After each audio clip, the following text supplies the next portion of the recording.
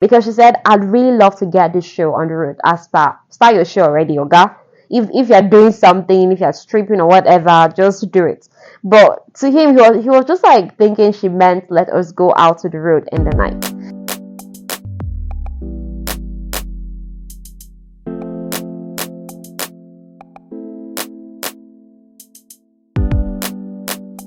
Hello, Novels and Beats listener. It's been a while. There was no episode last week, and I want to apologize for that because last week I was recovering from. I was really quite down. I was so down that I threw up. I hardly threw up. So when I'm throwing up, it's like that means the sickness is really something. And I really don't like that in the first half of this year. I was not my strongest self because I was not well sometime in April. I took all May to recover. When I started the podcast, I wasn't, in my best health.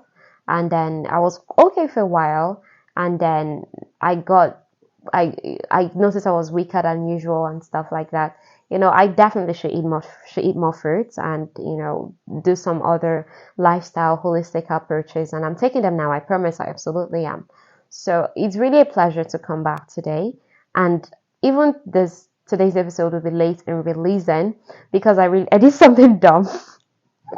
Okay, fine. Since I'm exposing all my guts, this is the last gut I'm exposing because honestly, this is not cute. Like just confessing the fact that that you did something and you are not really able to do something else you're meant to do because of the other thing you did. It's not so cool. Okay, look at what happened. The short story is I don't like binge watching dramas or on movies or series or stuff like that. The reason is binge watching is tricky. It's not like binge reading. Look at the thing here. If I have energy to read a book, that means I have energy to release a podcast episode. But if I have energy to watch a show, it doesn't mean I have energy to release a podcast episode or do any other thing. Because watching is tricky. It's just an image in front of you. You're just absorbing the images you're seeing. This is exactly why I prefer reading. Reading engages all of your being.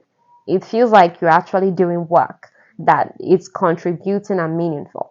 But when you're watching stuff, the movie guys are great. I really hope to work in TV one day, scriptwriter and all that. But I'm not gonna lie, it feels lazy sometimes because it's what it is. Watching can make you feel lazy. So either ways, I'm admitting that I binge watched, and because of that, my energy levels were quite low. I had a really long day yesterday. That was Sunday, so I ended up sleeping the entire day today until this evening. Like really awful. Not that the podcast wasn't ready because it was, but releasing it was something that I failed to do. And the reason I'm owning up to all of these flaws is so that 5 years down the line, when this podcast has grown so much more, you who is hearing this know how I started, that I love this work, I love connecting with you, but it didn't always mean I showed up as best as I should have. And I'm really apologizing for that from the bottom of my heart. And I promise that I'll keep showing up. I'll keep getting better every episode at a time. And thank you so much for actually sticking around and growing with me. It's a great privilege I don't take lightly at all. And I'm not just saying, I really am so grateful. Okay then. So today's podcast episode, before we move on, I want to ask you, how are you? I want to know how you are. Please feel free to text me back. Let's have a conversation. Whatever the case is, feel comfortable. I really love getting to know you. Just like I really want to know you, honestly. Really. Okay, so it's nearly 4 minutes into my introduction. Really long intro. Sorry, let's go right into this. Okay, thank you. Okay, so today we are going to be discussing Misadventures with a Time Traveler by Angel Payne. This is a time travel romance, but in this case, it's the guy came from the past to the future. In the first time travel we talked about on this podcast, she went from the future into the past. But in this case, the guy is a guy now traveling through time to the future. So, the dynamics change and it's really interesting. So let's start. So the story started in Angers, France. I don't know if it's Angers or Angers, France. It was the year 1789, 18th century, and the French Revolution was underway, which meant angry mobs were killing off aristocrats. So our lead guy, Max, he was an aristocrat, and they've killed off the rest of his family members. It was just him left, and he was hiding in the castle. And it wasn't safe there because a mob had formed outside and they wanted to bring him out and subject him to the fate the rest of his family had. Caviar was a servant that Max's family had since he was little. She was like a second mom to him, and she was so terrified for him. It wasn't fair that Max's family was going through this. They weren't the type of aristos who folded their hands and did nothing for the people. Aristos is aristocrats in shorts, like when you want to, more like a slang term for aristocrats. Instead of saying aristocrats, you say aristos. So Max's family were one of the good ones. And they give a lot back to the people, they help them and all that. But right now, the people didn't care. They were just out for blood. I don't know who orchestrated all of this, but this was the reality Max was facing. So Max grew hysterical from imagining the kind of death the people had in mind for him. Would they drown him? Would they chop him up in pieces? All the options were horrible. So he asked Caviar and her husband Carl to run away and save themselves. It was then that Caviar grabbed him and told him that she had gypsy blood. So the people of that time, that was an abomination before God, and Max wanted no part of it. He'd rather die honorably than use gypsy power to save himself. So Caviar begged him to survive that night. She called him Your Majesty. Now this is another plot in the story because he's just meant to be a normal aristocrat. But then there's been rumors that Max was the son of Louis the Dauphin of France, like the king then. And although Christophe the Lion, his mother's husband, like the person who grew up as Max's father, the person who recognized as his father, was a man who was father to him in every other way. There's just been rumors that, oh my God, Max is actually a prince. Do you understand? But nobody ever confirmed these rumors, just Caviar at that moment. So she dragged him into a wardrobe and then she started chanting words that changed her appearance. Max saw clear white skin, green eyes, and full red lips. The hair was thick, long, and black, and he was instantly attracted to the woman he was seeing through Caviar's image, like the person Caviar conjured up. So Caviar came back to her phone and was like, oh my God, okay, you could see that girl, that's so good. That's fine. She resumed her chanting, and Max now saw more of the girl. So Caviar explained to him that the girl was inside of him and would guide him. She asked him to center his heart on her. Obviously she was saying a lot of things he didn't understand. And right now, time was of the essence because these mob people were trying to come in and kill him. So she was trying to use the powers of love to help him. Like, oh, that's your soulmate. So you're going to go to where she is and all of that. So before she left him, she instructed him that once he reached the girl he saw, that the potency of the portal she sent him through would start to weaken.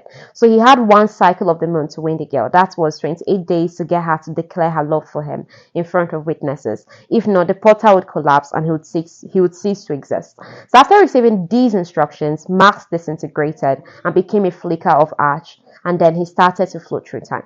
Ali, our lead female, like the person now, he's a soulmate that he's traveling to. She's a 25-year-old writer and vlogger in a present age who enjoyed real food and had curves like a real woman. Because oftentimes this is your job description, most often women in that job description, they're skinny, they don't really eat. But Ali has figure and all of that. So she's a take-action woman and a workaholic who didn't believe in waiting around for a prince to rescue her. Unfortunately for her 25th birthday, her best friends booked a trip for her to France. And they were to lodge in the castle that used to be Max's home. So even in modern times, it was a spectacular mansion. But Ali wondered, what kind of dating was it the woman who lived here experienced? Because she's a skeptic. She's not someone who is eager to just spend time and imagine and daydream Prince Charming and all of that. She wasn't eager to spend time there, but her best friends, Regan Tavish and Drew Kidman, they already set up everything and they were there to receive her when she arrived late and reluctant because she came late. She came last. But they were still there and said, well, you're doing this for your birthday. You're going to take a break by force. You're working too much. So on top of that, she was even complaining, that the Wi-Fi of this place is awful. They're like, just give her this eye, like this bombastic side eye, like don't even start. I just stop, smell the flowers and wine sometimes, enjoy life. Life is not just about working, and stuff like that. So the servers at the house were fine, and Ali was encouraging one hunk like that who was flirting with her. So And Regan had already planned what they were going to do. And she was like, for the first night, they would drink alcohol, they would talk fashion. All three of them were involved in the fashion world somehow, I think. And then they were now reminiscing on camp trips that they went to when they were younger. So Ali was able to go an hour without bringing up work. Her friends even took note on, like, did you just realize you went 1 hour and you didn't talk about work? So they asked her that. They also asked her if she would be getting some actions out of the trip, but she wasn't willing to try. She's like, ugh, that even if I was flirting with that guy earlier, he has to do all the work, because I don't want to try. And then her friend Drew was like, just put in a little effort sometimes.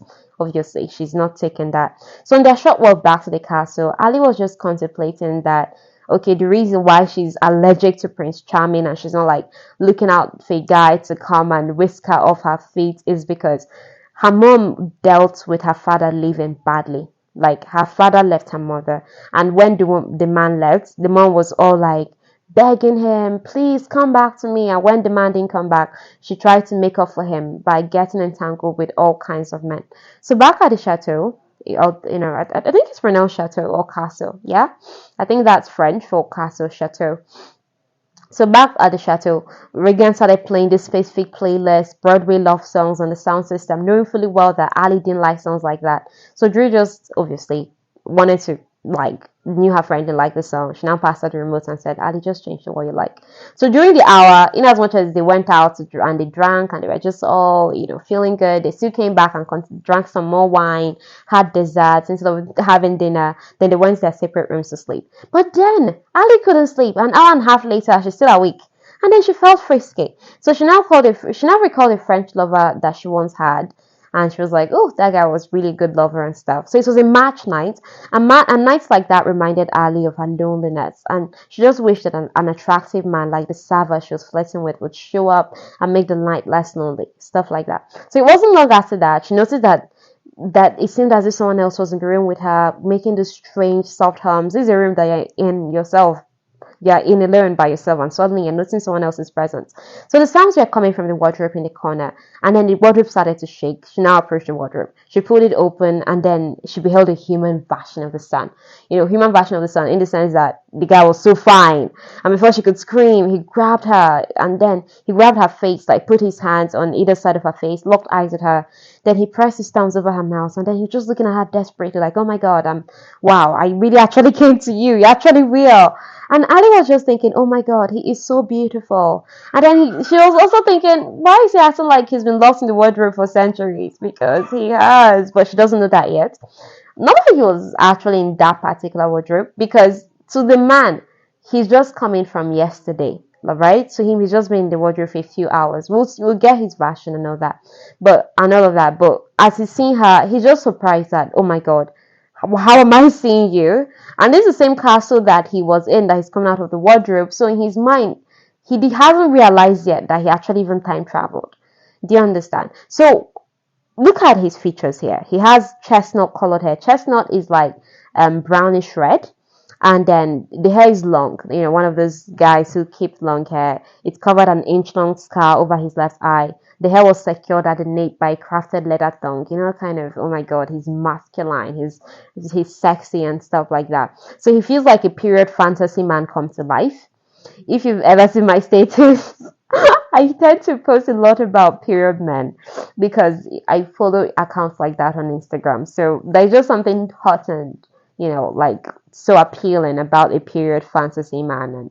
And, this guy is in front of her and he is that. This is a period fantasy man come to life, complete with the attire, like a fitted brocade vest over a white linen shirt that had ties and ruffles instead of the modern seams and buttons. So Ali thought her friends chose him from a stripper agency as her naughty birthday gift. She thought he was a stripper, that he just role playing this thing, and so to her he was like, oh, he is like, oh my gosh, he makes the other guy, the fine guy she was flirting with earlier. She makes that guy. He makes that guy look like a 5 because he's like 100 over 10, that kind of thing. He's like so hot. So we know this guy is Max. He just arrived from the 21st century. He has no idea that he has. It's nighttime. He's seeing this girl he was attracted to. She's truly flesh and blood before him, and it's making him feel things. So Ali wanted to ask him, why did you take so long to pop out of the wardrobe? Because she's thinking they hired him now. So why did you wait for a full hour and a half before he came out of there and all that? But she didn't really ask him. And he just kept touching her face and calling her Mon Miracle, saying it in French, sexy French accent. And, so, he was going in between French and English words. You've seen this in dramas. Come on. It's like really sexy. So he was saying things like he didn't believe that she would be there, and that he should have believed sooner. I didn't want that thing to get started and said, I'd really love to get this show on the road. So he called her wrist. He caught her wrist and asked why she wanted to go to the road in the middle of the night, because he was interpreting her words literally instead of as a figure of speech. You understand? Because she said, I'd really love to get this show on the road. As per, start your show already, Oga. If you're doing something, if you're stripping or whatever, just do it. But to him, he was just like thinking she meant let us go out to the road in the night. On her part, Anna was like, okay, he's really into this character thing. Okay, let me just play along. She was like, okay, so what's your music? Like, which music are you playing? Did you come with your phone or your laptop? He had no idea what she was talking about. She's like, okay, you know what? It's okay. Just do it any way you want. And let's get started. So Max was just thinking, oh my God, God gave me a gift. And Ali is this bold, crazy person who's all like touching him and everything. And she's like, and he's thinking, okay, I don't have my family anymore. My honor and my name is gone. If God had decided to make me love a harlot for the rest of my life, so be it. So obviously, he already knew that, because in as much as in the 18th century and in as much as the French have a reputation of being all wild and hot and sexy, come on. Ali's modern hot and sexy and crazy is still too much for a guy coming from the 18th century. But he just had assumed, okay, if this is a person that I'm to spend the rest of my life with, I mean, she's fantastic. She'll do. That's fine. You're all right? Because he actually felt Ali knew of Caviar's instructions, because there's a huge misunderstanding going on. He felt her attitude of being all over him meant that she has already accepted him. So he already thought that it's already a done deal. I'm not going to die. I'm going to live the rest of my life with this girl. I mean, that's what he's thinking at this time. But obviously, Ali doesn't know anything, right? And Max just felt, okay, all that is that Ali will confess her love for me in public, and that's it. I'll spend the rest of my days with her. Meanwhile, Ali was just focused on undressing him. When she was done, she just took her time to assess his broad shoulders. He had to ask if he pleased her. Like, do I please you? And she replied, you are a whole year's worth of man candy Mondays, babe. To this, you can guess how utterly lost he was, because honestly, Ali's modern English words are English words that I don't even hear used often, because it's a whole lot of social media influencer English that used to fly over my head. Do you understand? But so our guy is really lost. So the exchange was mostly him talking in his old English and Ali finding everything he said hot and sexy, and on the misunderstanding went until she invited him to lay with her in the biblical sense. So it took some work on both their parts, but they got the party started. There are junctions she laughed because everything felt too much, her feelings were intense, and she's like, why do I feel so connected to this guy? And there were many times she should have been freaked out by his words that night, but she took it all for fiction and as part of his performance. She definitely sensed a connection to him and found herself crying, reacting weirdly around him. But she told herself that it was because he was sweet. The truth was that she was a workaholic. She was weird. She had a lot of curves, hips, boobs, and was sarcastic. Then she could be intense. Most men didn't know how to handle her, except this one night stand that was Max. So she was just willing to live in this fiction and in this whatever this fantastical thing is that is happening to her. So they exchanged names. His name was Maximillian. She was Alessandra. She didn't want him to tell her his surname, and she didn't want to tell her either. In her opinion, it's just a one night stand, so there's no point us exchanging names, yeah? So in the morning, Ali's eyes were bloodshot from little sleep because, they went all night at this thing. So Max was still sleeping when she left her bedroom in search of morning coffee. When she mentioned the package in her bedroom to her friends, they were lost. Too soon, she realized that her friends didn't hire Max. So who the hell hired this guy? Do you understand? Now Max entered the room, like the dining room, and then Regan and Drew, they instantly drilled. Like her friends were like, oh my goodness, ooh la la. So Max kissed Ali and was like, why did you leave me? Ali was like, oh, I thought we were done, And he was like, no, we're just getting started. Ali's friends were like in shock how Max was just all over Ali. He showed no signs of backing up. They were like, Ali, how did you find him? Please tell me he has friends. Like, get me more of him. So Ali reminded them of what they were talking about before Max entered the room. Like, okay, you guys didn't hire him. She's like, I found Max in my room the previous night. I didn't dream of him. Like, you guys were thinking I did, and I thought you guys arranged for him to be there. They're like, okay, if we didn't hire him, is it Dimitri? Was he a business manager? Ali, like Dimitri is Ali's business manager. Was he your manager who hired him? She's like, whoa, whoa, whoa, that's just a business manager getting too personal. So Ali asked her friends for privacy with Ma so she could end things. But on Drew's way out, she turned the lights low, the light bulbs low, and that shocked Max. In Ali's eyes, he seemed younger and centuries older at the same time because he raced to the switch, he mimics Drew's action in reverse, the lights became bright. So he was now playing with the light bulb, like, ooh, bright, ooh, low, ooh, light. Do you understand? He was excited, it was contagious. But Ali soon tired out of indulging his method acting because she deemed it that, okay, he's acting, because that was what she thought it was. Then she cut to the chase and said that depending on how much he charged for extras, like, okay, you are really good, and I understand. Whoever hired you, it's okay. And okay, since I'm around for a couple days longer, I could pay you extra and all of that. But she wasn't direct because she felt he got what she was talking about. Because she's like, maybe they could discuss having one more bite of dessert before he could put on his review. Obviously, she's talking about more nights of hiring him as as her lover and stuff like that. But the words were very modern, even for me. These words are very modern for me. Talk more of a guy from the past. Do you get? So Max and Ali didn't quite get to say goodbye before Reagan popped in to say that the limo taking them around for the day was available. So Reagan just invited Max to join them, for they're going to look around the valley for the day, and she said that Max could come with them. So he agreed, like, okay, he really accepted. So he was so shocked again by two things. Like, first of all, what the girls were wearing, in his opinion, are underwears. Obviously, like, how they wear many clothes in the past. And you were like, okay, this is what people normally wear. Like, all of them were wearing designers, and you're calling that underwear. How dare you, first of all? And then he was also shocked by the car. So he had to look back and was like, okay, so my home is still my home. That's the chateau. He's still standing there. I'm looking at the stables. I'm looking at the forest. I'm looking at the gardens and drives. Everything is still there. But then why are the colors suddenly brighter? And why is the road unnaturally smooth? Because obviously it's starred. Then the limo resembled a prison wagon to him. If you've ever seen like period dramas, a limousine actually resembles like the prison wagon that they used to take criminals away. Then he was like, okay, but what about the horses that used to pull these wagons? They're like, everybody thought he was funny, and they're like, what are you talking about? Come in. And he noticed the wheels and all that. Oh, okay. And then Ali put him into the car. It was in the car that Ali made official introductions, like, oh, okay, my friends, Drew, Reagan, meet Max, meet my friend. So observing them, like the interactions and everything, Max could easily tell that Ali held her friends in high regard. Then Drew asked Max for his social media handles, like, come on, this is 21st century. Even if you're working for a club and everything, you should have a social media presence, yeah? And these girls are like social media people. But he didn't have any social media handles. That was when Drew blurted out, like, come on, it's the 21st century. You can't be kidding that you don't have a social media handle. And Max just went so still, like, what? This is 21st century? What? So Ali was instantly protective of him because Max went so still, as if someone just punched him. And Ali just found herself like, are you okay? Can you talk to me? So Max just seemed lost in his own head. He was like, Javier, did you now come to the 21st century?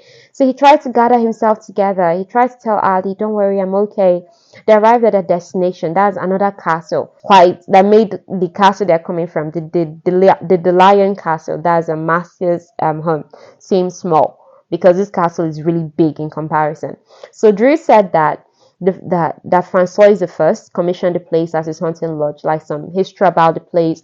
Max, who knew the correct history since he was obviously there, stated the correct thing, and the ladies were awed by the fact that he knew some of the history about the place.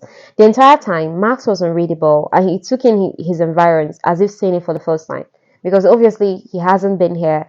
A lot has changed since when he time traveled, right? So Ali felt increasingly protective towards him, in as much as she should have been worried, like, this guy is acting insane. But she's just like, what is wrong with him?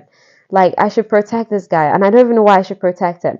So Max broke off from the tall group, and then he went into a room. And then there were old paintings on the walls, and Max stopped before one of a noble woman. His mood was dark. All of Ali's efforts to cheer him up was falling flat. Then he made a comment that was freaky. He called the woman in the portrait Letty. This was one Viscountess Violetta Karen that was born in 1775, died in 1793. So Ali nearly asked if he knew the woman, but that would be crazy, right? You know, this guy came from 1789, so obviously he knew this woman in this photo. And this is someone that was his peer, but now he's looking at her painting, and these other guys are looking at them like, oh, these are long dead people that we're looking at. So these are people Max knew and grew up with, and all of a sudden he's watching their portraits and hearing that they've long been dead. That's quite confusing. So Max looked at most of the portraits the same way, as if he knew the people on it, because he did.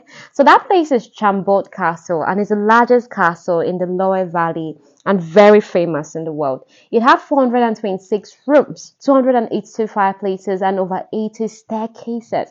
It even had a famous double spiral staircase that Leonardo da Vinci was rumored to have designed. The longest the chateau was dwelt in was 12 years, and it was then that it was often visited by noble visitors. Its golden era ended with the French Revolution that spanned 10 years. So the French Revolution started in 1789 and continued for 10 years. So even if Max made it alive that night, in that time, he might not have lasted as long as 10 years. So the castle was stripped of its furniture, artwork, and flooring in that French Revolution time. So Max bolted from the group again because everything was just too much for his head. Ali went after him. She couldn't quite catch up, but intuition made her sprint up his circular stairway like, oh, I think he went that way. Halfway there, it dawned on her that she was chasing after a guy who wasn't mentally alright just because he was good in bed. And she was like, what the hell am I doing? I'm acting like my mom right now. But she just forced herself full after him because, well, he just seems wounded and shattered, and it would just make me a good human being to ensure he's all right, that kind of thing. So a group of young girls who were squealing because of Max's attractive form when he passed by made Ali know he went to the restricted area, because we were all squealing, did you see that guy? He's so fine, he's dressed like that. And oh, I think he went to that restricted area side. Just from listening to them talk, she knew to enter that restricted area side.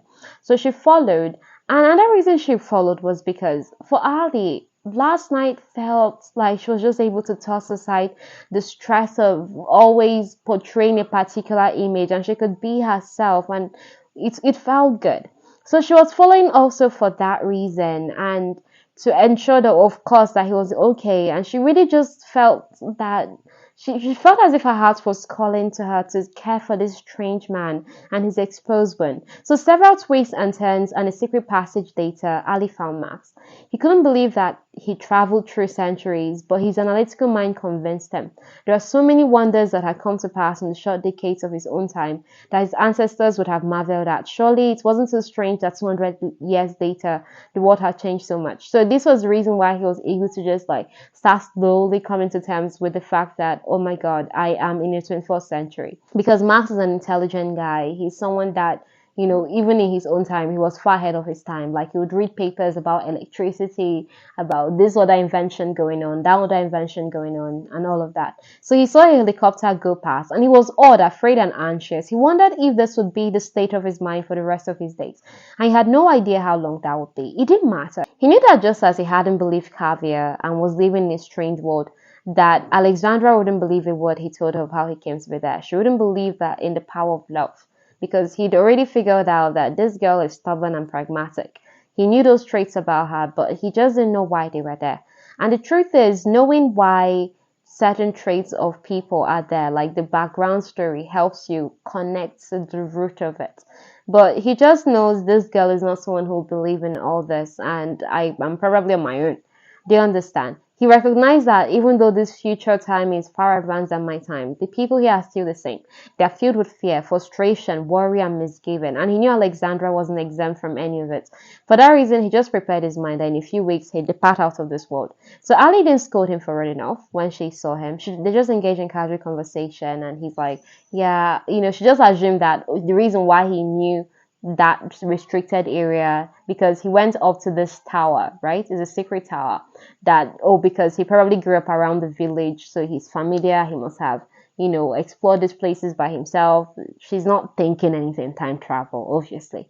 So he was like, oh, that he sometimes comes up here to think. She's like, are you sure he's only thinking? I mean, lots of things can be done here too, something like that. So they actually had a moment of tries.